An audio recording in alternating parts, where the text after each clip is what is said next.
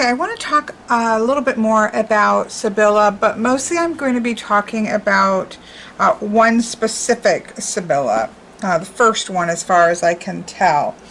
Now, as I was saying in my For Love of Cartomancy video the other day, and I'll put a link to that in the description box below in case you missed that, we saw Lenormand coming out in the late 1700s, and then in the 1800s we saw a big boom of fortune-telling style decks coming out.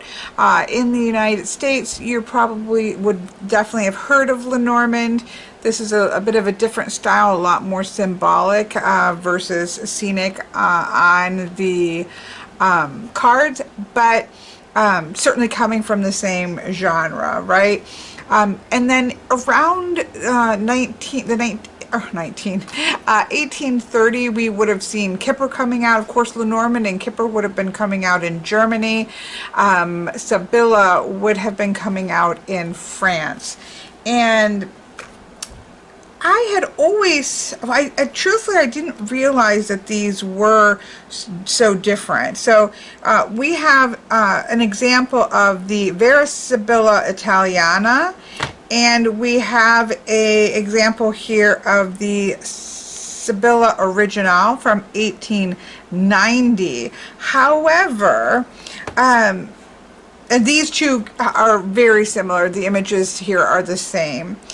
However, this little deck right here, large deck right here, this exact copy of this deck was from 1979. But it is a reprint of a deck that first was printed in 1827 as a smaller size deck. I believe it was 32 cards, and that in 1828 it was released in this 52 card version. This again is, and we're gonna flip through all of this in a minute, but this is a 1979 version of this, and so this has actually 53 cards. The other reproductions don't have that 53rd card, which is the Parlour Sibyl, or the fortune teller that's here, but we have a 52 card deck.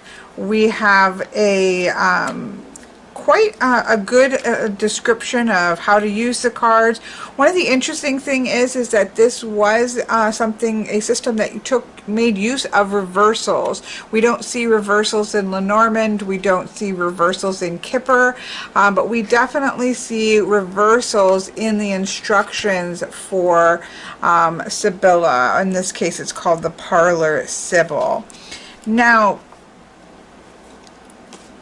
let me set this over here real quick, and I'm going to set these out of the way because we're not really talking about these today. I am quite fascinated with this set at the moment. So obviously we have a large deck of cards here, and these are the other two easily available copies of this one. And I have to say, I was waiting to get this one to do this walkthrough. These are the two that I've had for a long time. And this one, make sure, yeah, everything's still in order. This is the Sibilla Oracle cards by what would be Lo Scarabeo. Obviously, that's a subsidiary of Llewellyn, or Llewellyn is a subsidiary of Lo Scarabeo. But we have the Sibilla Oracle cards, is what that is called. And then, and here's the backs, which are reversible here. Here are the backs. I love the backs of this 1979 version. Now, this one, if you look it up on Amazon, is the Sibilla Indovina Sibilla de la Oracle, Slaughter. This is also by Lo Scarabeo. This, I like the coloration, I think the absolute best of all three of these. So this one, let's take this one off because none of the other ones have the colorations, and then we're going to zoom in so that you can see this. I'm going to put this one in the middle of the two, because I think it stands graphically in the middle of the two. So let me zoom in here as far as we can, and then I'll scooch things over.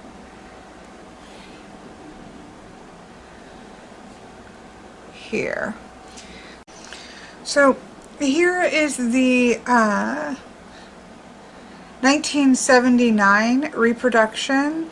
Here you can see the back. I really like the look of the back of this. I like this whole card. I'm curious, it of course has the original title here, it has the English in blue here, and it has the number here, and then it has of course the representation of the playing card. Now this has a much more sketch-like quality to the image.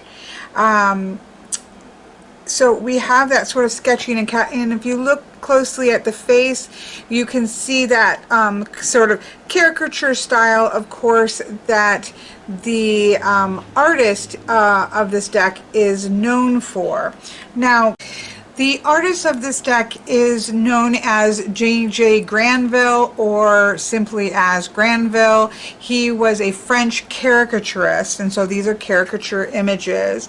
And so here we have a really sketchy, now his real name, oh, I can't remember. It's Gerard. I think his last name was Gerard, but he was known as Granville, and that is the artist. You will see Baba Studios has a deck of his artwork. I think it's the Menagerie, something like that. But he is the artist of this deck and the creator of this deck. So, but you can see a real sketchy style here, whereas when we look at the next two, it is a bit more painterly in terms of the color fill-in and the line work, and it's less sketchy, and you can kind of see that down in the bottom part as well. Now, I don't know if the next two versions are reproductions of an old card that has aged. You know, this has just a white background versus now we have sort of that aged look at the back, or if that was something that was added in. You will see that these two are very similar to each other, but one, as I said, is a much lighter and more natural looking and more pleasing than, for me, this darker, that in some of the cards gets quite dark and quite difficult to see any kind of details, but they do look to be more painted in, whereas this almost looks much more sketched, and then maybe, you know, some coloring in, but not as let me look at it myself. You just don't get the coloration. The smoothness of the coloration is stronger in these. Again, it looks a little more painterly. So again, this is a 1979 version called the Parlour Sibyl. These two are reproductions by Lo Scarabeo. This one was made, the bigger one was made by the same company that made the original, which is the Grimaud, I believe.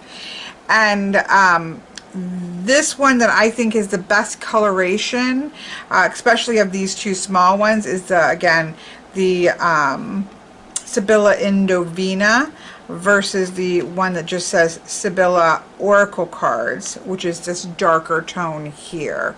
And so these two look very similar. This is just lighter. I know I already said that. I'm trying to make sure that it's very clear. So this is really cool because it feels like sketched caricatures, but if you're looking for a smaller set, I would go with that one. Now, the backs of this one, which is the Indovina one, is quite beautiful. Not the same backs as the original, but it looks really beautiful. And we can see, of course, the four different languages with English at the bottom left. Whereas the non-Indovina one has this as a background. It is reversible with like a country house on the back.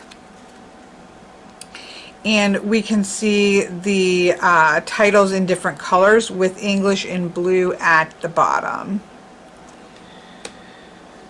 but hopefully you can see the colorations. Now my Parlour Sibyl, so the 1979 one, came with a decent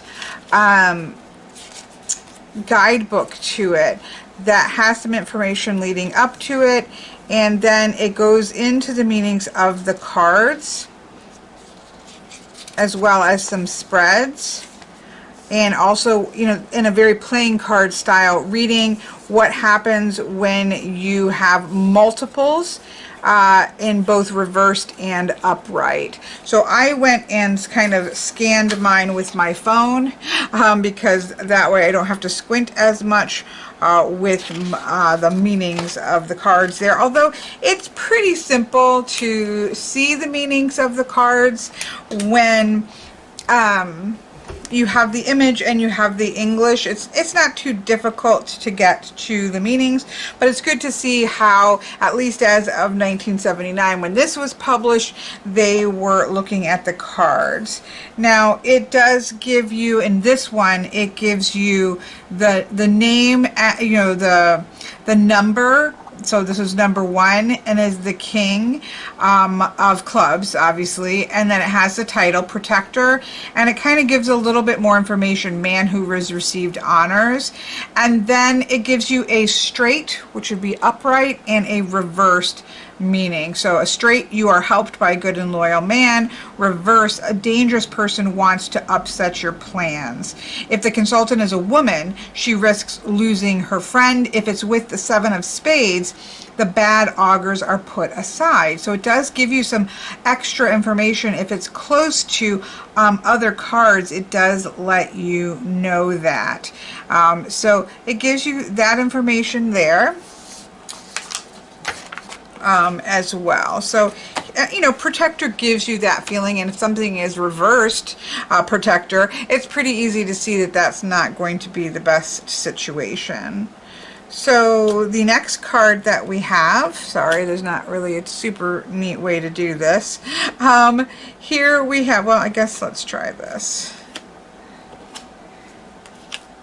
Trying to keep them together. The next one we have is a sincere friend.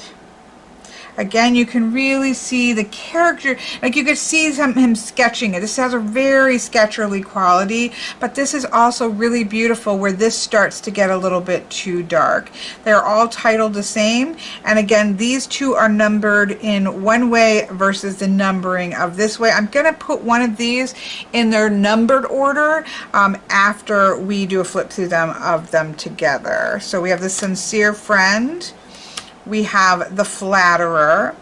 Now what's interesting here is that this is not a flatterer in the sense that I would think of a flatterer as somebody who is saying things that, you know, to make you feel like, you know, to kind of butter you up a little bit, right? But it says straight upright. The man this card represents is honest. The woman can trust her. He will show her very soon that he likes her. Whereas if it's reversed, beware of a charming young man who is a spendthrift. He will disappoint you. So it feels a little bit more like what we would see with the Jack of Clubs there, which we do, from what I've read, you know, it does follow some of the French card meanings. Of course, there are many different ways across time in which people have read, and it can be very regional based how people read playing cards, so I think it's very difficult to state that. It only matters how the person who made the deck might have been taught to look at the playing cards and what they mean as well, right? So I'm not sure how close those would relate in terms of, you know, depending on who you're looking at in terms of the name here. So he's being honest apparently with this person, unless he's not. What does it say on the... It says sonnet here, so it's almost like that is a poet or somebody writing that. But again, the term flatterer, I think, would make us assume that this was something negative. Now, there is somebody that has a named Samantha Madeo, who has a book, or a little book, called Understanding the Sibilla Oracle Cards, and in this case, she has one for the newer Sibyllas, but she also has one for the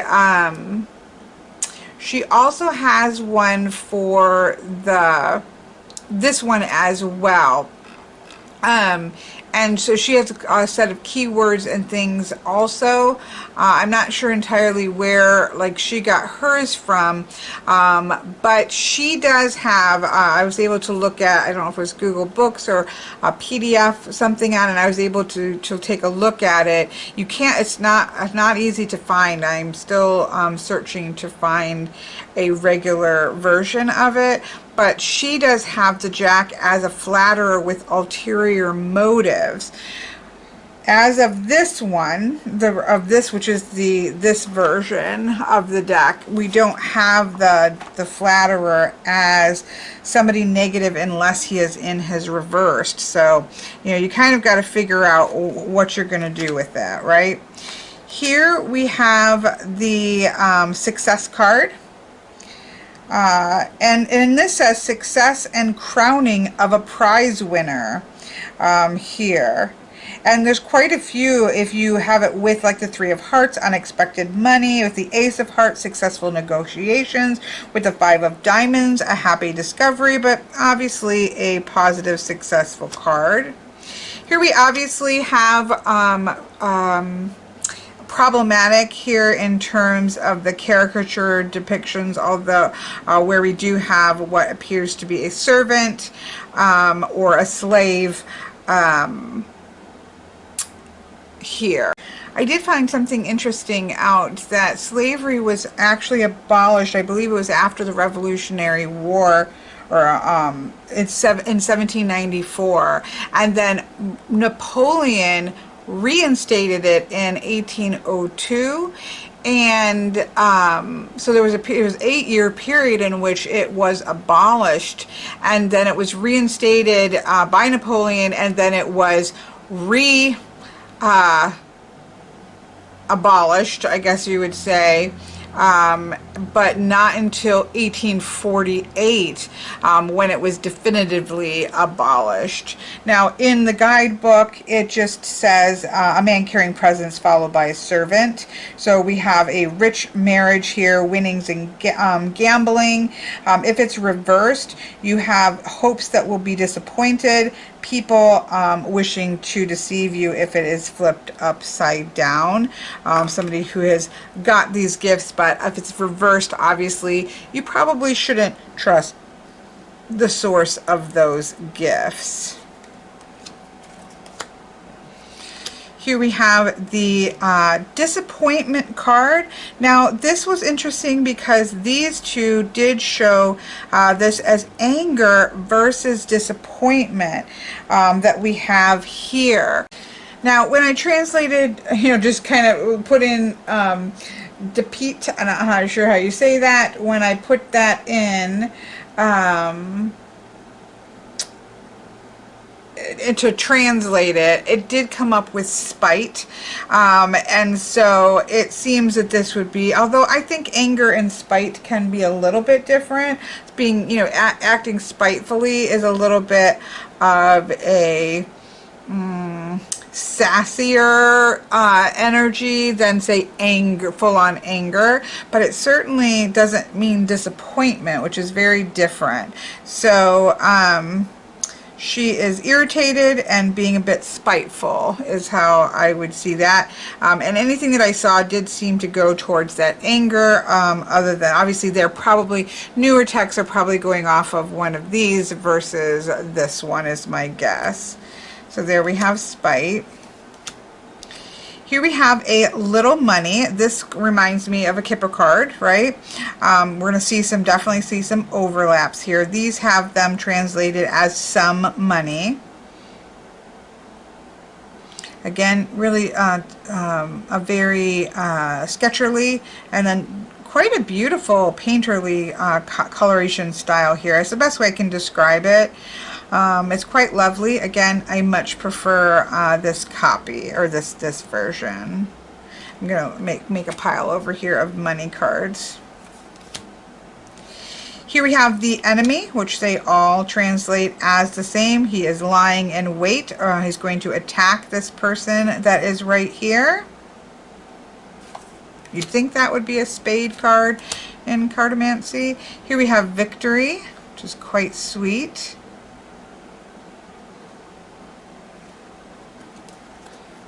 Kind of see the difference in the coloration there with the skin tones.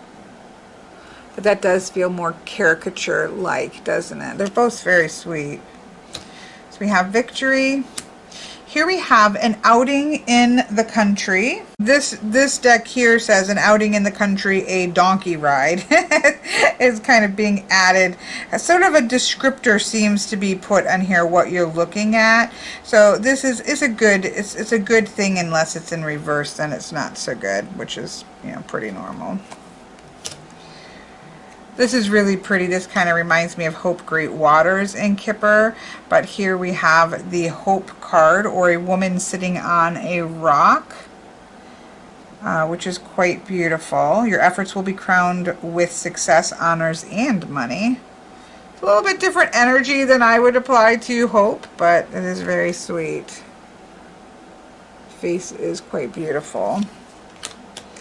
Here we have faithfulness. Both of them say faithfulness. These two say, one says attachment and one says affection, and this one says attachment here. So we have that here. Woman caressing a dog. Looking after your finances with circumspection, risk of unemployment, and reverse. It has, so that was kind of different because it really, the description here from the Parlour Sibyl doesn't always make perfect sense to the card, which makes me wonder if this wasn't a little bit more towards the playing card version, say with the two of clubs. It's possible that that would be the case. This is to do with support. With the other things that I was able to find on this one, I'm trying to pull something up here. And definitely more relationship based, which of course we can see that with this kind of affection between the woman and the dog. Obviously we can see that kind of card in the dog card in Lenormand. So kind of having that attachment to this dog. It's a very sweet picture. Here we have a lot of money. So we have a little money before, but now we have the lot of money. Again, we see this type of various ways of looking at money and how we got the money in Kipper. So you certainly get that vibe there as well. And it makes sense to have money things in the club's position. So then that takes us to the diamonds. And the diamonds here, we have the soldier. We have a military man in Kipper as well. And in this one, again, this is something that looks quite positive. And if it's reversed, it's also positive. This has you profiting from the advice you were given if you take the advice of this soldier. Here we have the one that I think looks like a zombie. I'm pretty sure that that was not the intention of Granville, but she is a wicked woman and her wickedness is worn on the outside in her face, as will happen. If, you know, they always say if you keep making that nasty face, it's going to get stuck on your face. This seems to have happened here. So we have, again, the wicked woman, or an angry shrew is put in parentheses. Here we have an angry woman here instead of a wicked woman, which is what we have here. She looks very angry, so I would probably go with the angry woman. And this one is negative whether it is reversed or not. Here we have the Thief. Of course, we have the Thief card in Kipper as well. I do really like this image. For whatever reason, I do think that image looks really nice. Here we have the Journey card. Again, kind of have Kipper relations there.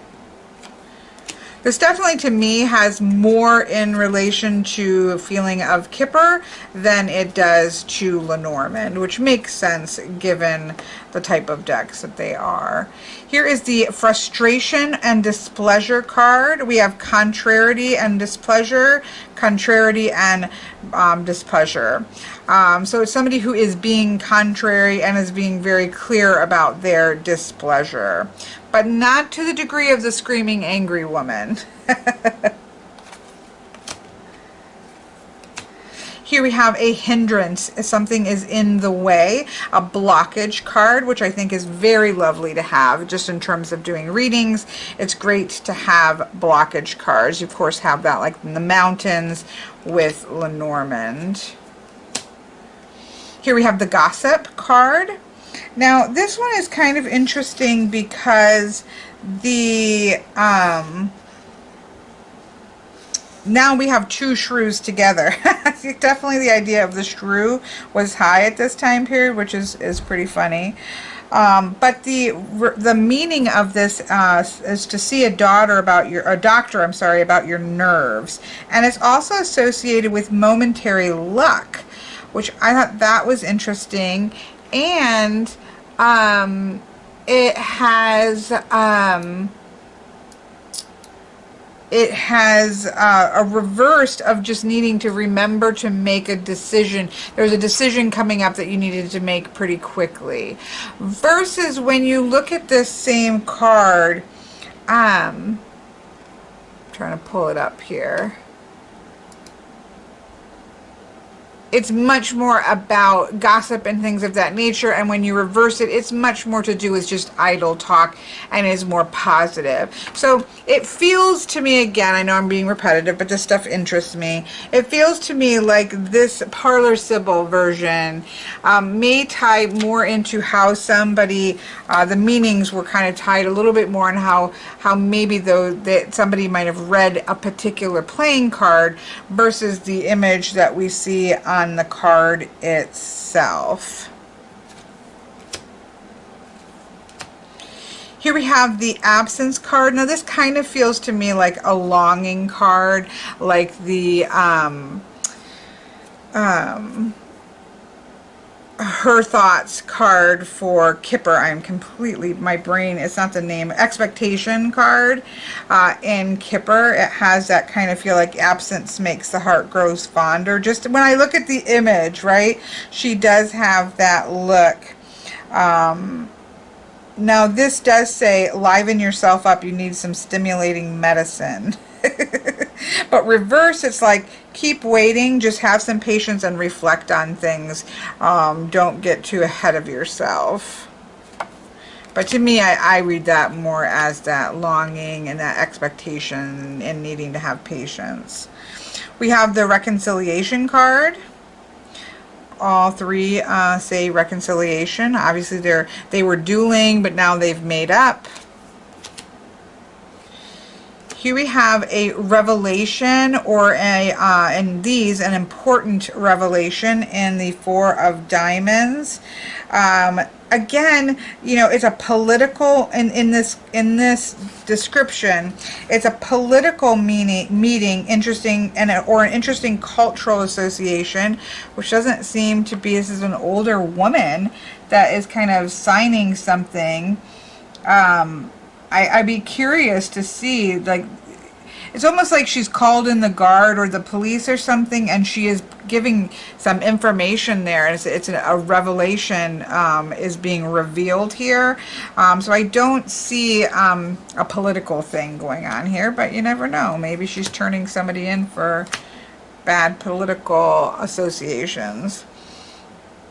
Here we have the man consultant, so I'm going to set that aside as well. So there is a male and a female consultant, as is pretty typical for fortune-telling style decks. Here we have a frolic or an entertainment. We have it called pleasant pastime here, so it just kind of has a very Three of Cups feel to it. Here we have the letter card, which we have in fortune-telling style decks, such as Lenormand. I believe this is seen as positive. Also, the description in the Parlour Sibyl says, you risk losing a lawsuit, insure yourself against fire. And then if it's reversed, it says a joyful family reunion due to children and grandchildren. Like, I just have no clue what that has to do with this image. So I wouldn't be going off of these descriptions here, although it is humorous. Here we have the stockholder with the King of Hearts, a very successful person. And again, the description here is that you are surrounded by envious people, but you have one friend. Difficulties in your work, loss of money if it's reversed. If it's with the Ace of Spades, I can see that being negative, but you don't see that descriptor at all. Now this has it as a pensioner. Let me look this up. When I Googled, translated this, so again, take it with a grain of salt, has it as an independently wealthy person here. Here we have the tenderness card, which is really sweet. And again, you can see though how that gets quite dark by the time you get to this version of it.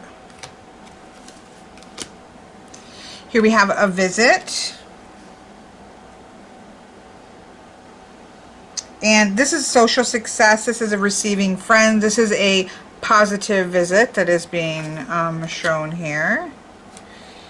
Now here we actually have a waiting card, so it's interesting because the, what was the other one that we were talking about? Because you could almost see the waiting card. Although this is considered happiness at home, like again, I'm not sure I would use this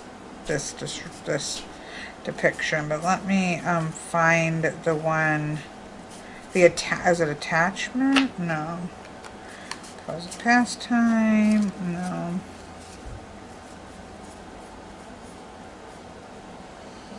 The absence, like that is somebody who is feeling an absence and maybe longing for somebody, whereas this one is somebody who's just waiting for something to catch up.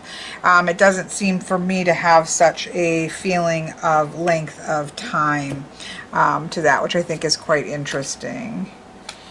Here we have the surprise. Looks like a cage has been left open. Doesn't look like a happy surprise, right? Like a gift might be.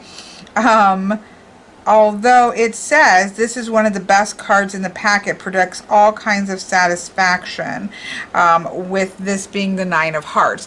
Now the Nine of Hearts is a wish fulfillment, so think about it for the bird. The bird, it got everything it wanted. It's flying free. So that makes more sense if you look at it from the bird's perspective, right? But obviously the Nine of Hearts is generally seen as something that is positive. And so more cards, depending on the cards that are around it, it would obviously give you more information.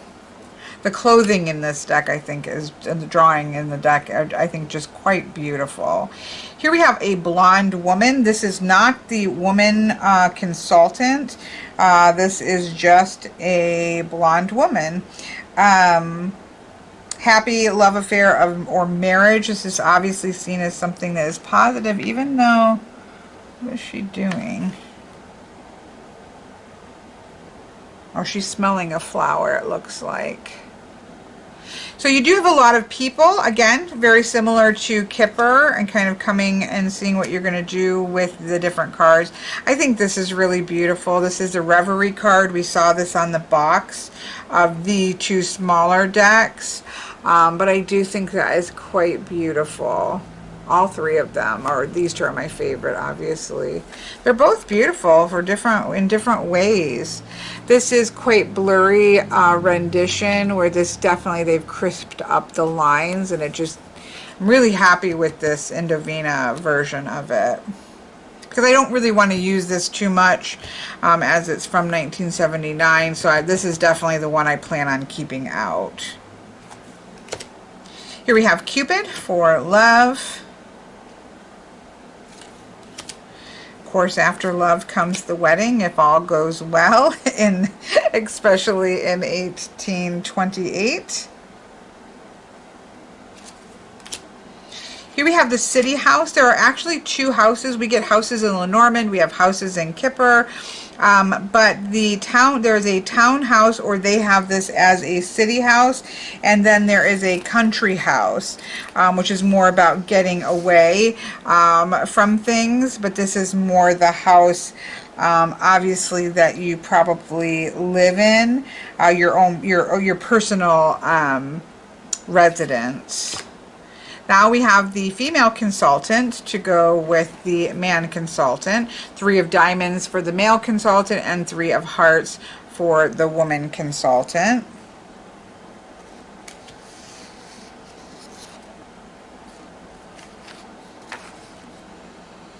Then it comes to, oops, I didn't pull these, sorry. Then we get to our country house again. This is more going, kind of getting away from everything, and a little bit more leisure time that you might think about. It's quite beautiful. Here we have a love message, or certainly a positive message here with the ace. Pleasure shared. This is, obviously good news that's coming. Then we get to the spades. Here we have a lawyer. It's time to consult a lawyer, so that could be seen as something that is good or bad. Or reverse, it has a very hard and dictatorial type man. We then have a widow and a widower, although that's later down the road. So obviously it's, a sad thing, because it's somebody that is in mourning. Although you could also read this as being, I'm going to see here what the,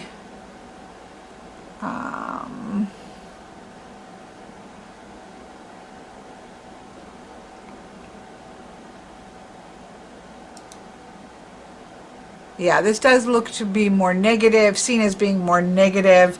She doesn't look very sad, right, or despondent at all. She doesn't seem like she's too upset here. But this is definitely seen as the Queen of Spades would be, is seen as somebody who is sad. It could be an older person, although again, not in the depiction. So some of you need to think about, if you're getting advice from this person, it may be from a negative way of looking at things. Although again, I don't think you pick that up from the image whatsoever. You just, knowing that it's the Queen of Spades kind of gives you a good idea. Although here we have the Jack of Spades, which is a dark-haired man. We had the blonde-haired woman, and this is actually a positive card of a hard-working person. Now, you could use the blonde girl and the dark-haired young man as very similar to the rich young girl and the rich young man in Kipper. These are really people who are have things all together, living their best life, that kind of understanding as well. Again, if you're comfortable with Kipper, with all the different people cards and how to use those when there aren't people involved, that kind of translates over into all the different people that you have here. Here we have the sadness card. Now, they have this translated as infantilism, and I'm not sure why, because the titles that we have underneath are sorrow and tears. So I'm not sure why these would be put as infantilism. Now, when I was looking up Larmés, a lot of times crocodile tears came up with this, but that was with the word crocodiles too. So I'm not sure. I'm looking to see where another one where they print. So, infantilism, in French, the name of this card is Sorrow Tears. It refers to grief, sadness, a painful separation. Yeah. So I wouldn't call it infantilism there. For me, that would be the sorrow and the tears kind of card. And you can see that. Now, I guess she does look like she's quite young, but okay. Maybe she's sad because of the death card here. Now this has it as death. These two have it as fright, but this would definitely be the death card with the 10 of spades. Which, let's see what we have here in this interesting take on everything. With 44, yeah, just death, disappointments and mourning, and then upside down it has it as upside down it has it as, I just lost it, people wanting to deceive you, which I don't know that that really goes well with a reversed death. I do love the image here. I think it's pretty awesome. Here we have an illness or a malady. We have this here as a weakness. It does seem to be somebody who is not feeling well. She's bringing him something to hopefully feel better. So he definitely looks like he doesn't well. So maybe like the short illness card in Kipper. Here we have a quarrel clearly happening. Kind of has a 5 of Swords or a 5 of Wands kind of feel there. Here we have inconstancy here, and here we have somebody who looks like they're writing a letter. So I don't know, she's got a bunch of letters here, but you can see that she's kind of thrown some of the letters down and wadded it up. So it's not being overly consistent, may have to commit to something, put the words on paper and commit to it kind of energy. Here we have the loss of money. Of course, we've had a couple money cards, a lot of money, a little bit of money, and now we have the loss of said money here. She's looking for money that she's lost. Now we have a dark-haired woman to go with a dark-haired man. Now this is a spade, so I don't know that you would necessarily use... let me look here. Sorry, I know that there are, you keep hearing my mouse, but there's a couple websites that have a couple of different meanings. This actually has it representing as a nice woman who is a good listener. Again, that would not be a spade meaning to this dark-haired woman here. Of course, she does look quite pleasant. So we'll have to pull out the people card and see different ways in which you might interpret the different people. Here we have somebody setting a trap, which is interesting because the enemy also has the connotations of more setting up an ambush. But this is setting a trap. Here we have gamblers.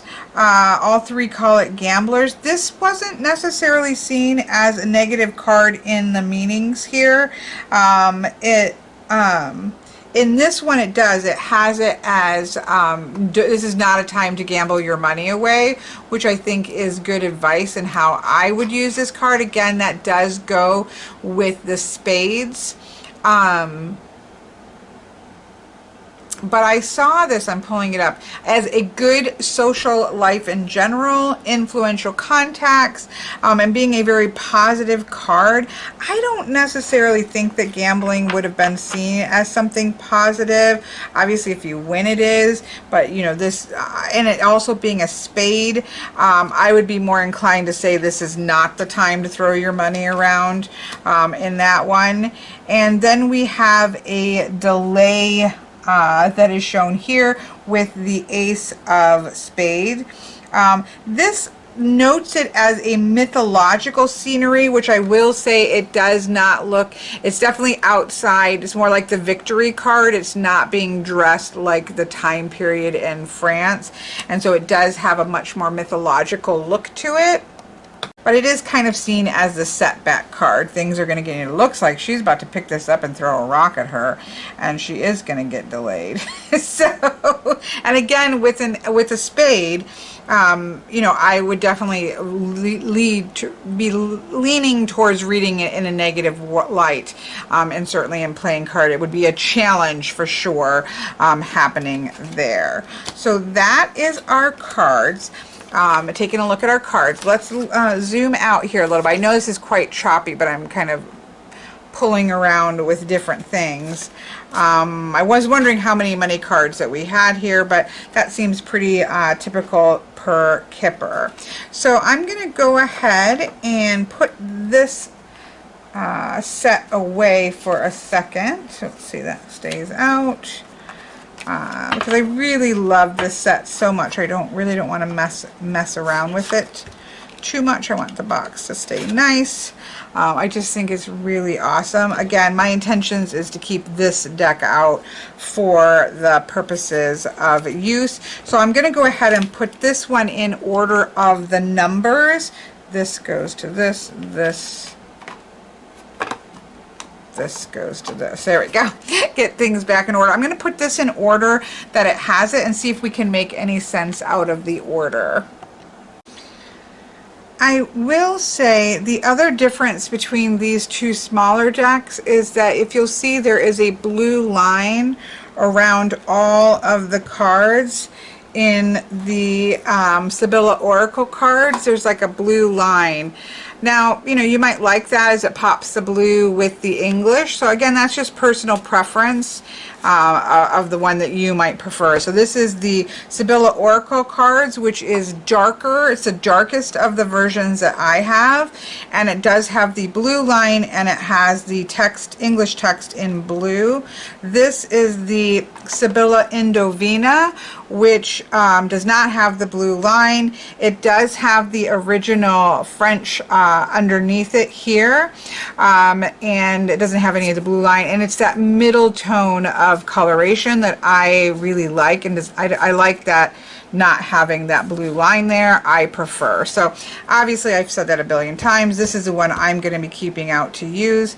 I've put this into order, but I'll be honest, somebody might say, well, duh, Kelly, just XYZ, this is the order. I don't really see any pattern. There's not a pattern I'm seeing in terms of the playing card. I wouldn't even see really a thematic. I mean, there's an affliction. I'm not necessarily seeing there's a well, there's the two consultants together. that's a pattern. The city and the country house are together. Marriage weakness, thought. The loss of money isn't with the other money cards. You know, it's not like it's with the money cards. The protector is by the trap. The trip to the country seems random.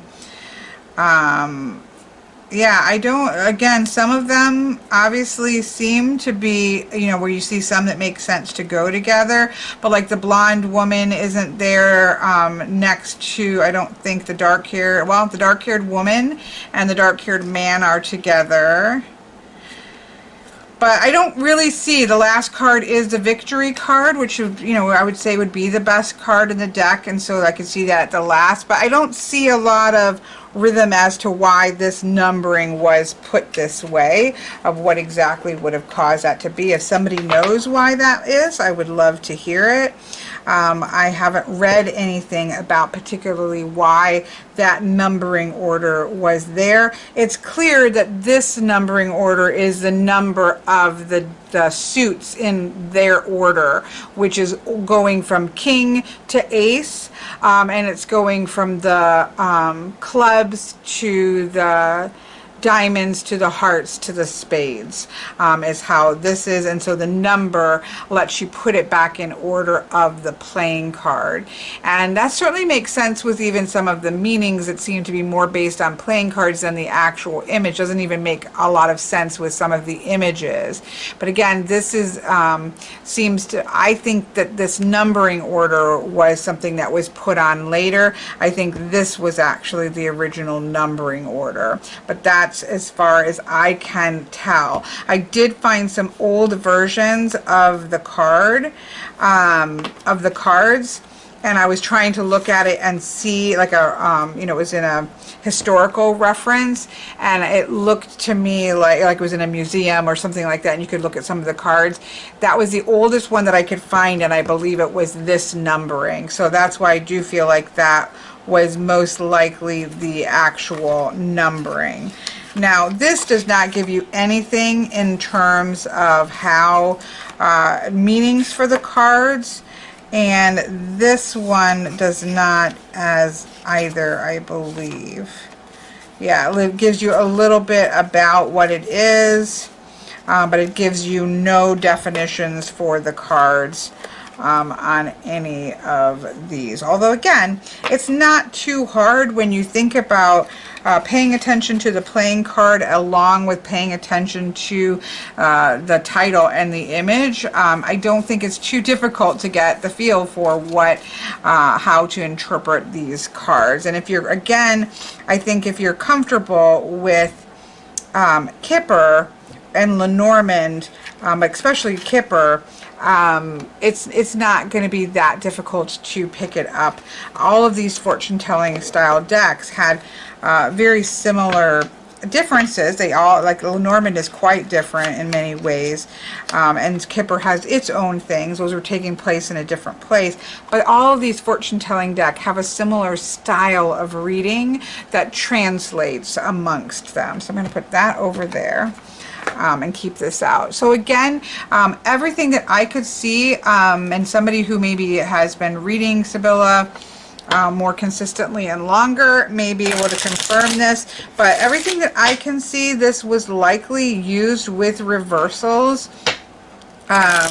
all along. I definitely I haven't worked with this particular one. I've worked a lot more with the later Sibilla, like the Vera Sibilla is the one that I always have kept out, and I do think that using reversals is interesting. It's again one of those things that sets it apart. If you're going to pick Lenormand versus Kipper versus Sibilla, you know, what are you getting different from those systems? To me, Lenormand and Kipper read quite differently, and I do different reading types with it. And so one of the things that I do like about Sibilla is using it with reversals, right? I mostly will use, you know, anything that you're going to read playing card style works great with any of these fortune-telling style systems.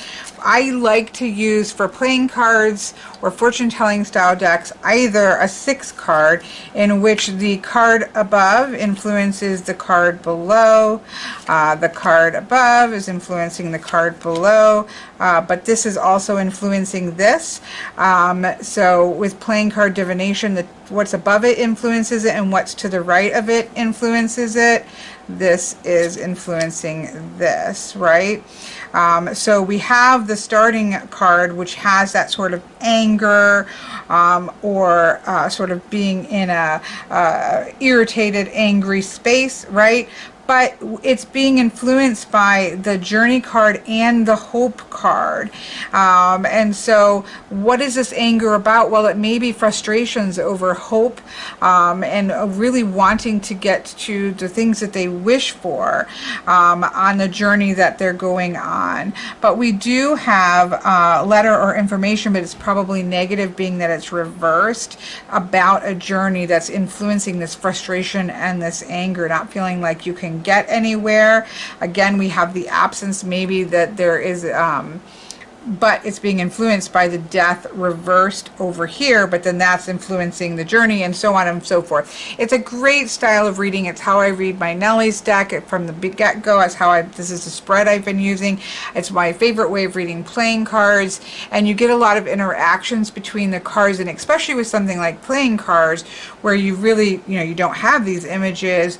It lets us know how to read it, because that club is being influenced by that, and so it's being influenced by that, and so forth. And this gives you extra information, much like what you would see in terms of doing a dusty spread, in which the top right is influencing the card below it. So it's just one of my favorite ways to read fortune telling style decks like this, and so I like to read that. The other thing is just doing a full 9 card, which gives you a little bit more layers. You can do some more Lenormand-esque Kipper type things as well. You can read this as a traditional 9 card, read your corners, read your cross around, where you have your past, present, and future, have the influencing this, have this is what's going on beneath the surface of this. And so it gives you it gives you more ways to be able to read it. So for me, reading Sibilla, it's either going to be that 6 card or it's going to be a 9 card. Obviously, it's not. I don't. The biggest spread that was in this original book here, there were some larger tableau-esque, although the way that this was taken out was quite different. You were laying down cards face down, and then you were counting around. The first one, though, they have 1, 2, 3, 4, and then they pulled this, and then it was 1, 2, 3, 4, flip over, 1, 2, 3, 4, flip over, all the way around. I don't know why the first one is flipped this way, but this was interesting, because then you take up the cards that were remaining and you then read them as well. So it's quite involved spread there. There's a magic circle spread that was placed here, and one called the dial as well. So quite large spreads here that were shown in this 1979 version of it. But for myself, that tends to be how I read the two of them, or the two ways in which I read Sibilla, at least with the other Sibilla. So I'm going to continue that forward with this one as well. But I hope that you've enjoyed this kind of comparison of these, what, as far as I can tell, would have been the first iteration of Sibilla cards. From again 1828. Again, there was an 1827 version, but it only had, I believe, 32 cards versus the 52 that were put in a year later. And then ever since, Sibilla has been a 52 card deck. Obviously based off of the French playing card suits. So that's what we have there. I am really excited. This is my most recent one, and I'm really happy with it, and I'm going to leave that out and continue to work with that one. So hope you've enjoyed this. Have a wonderful rest of your day.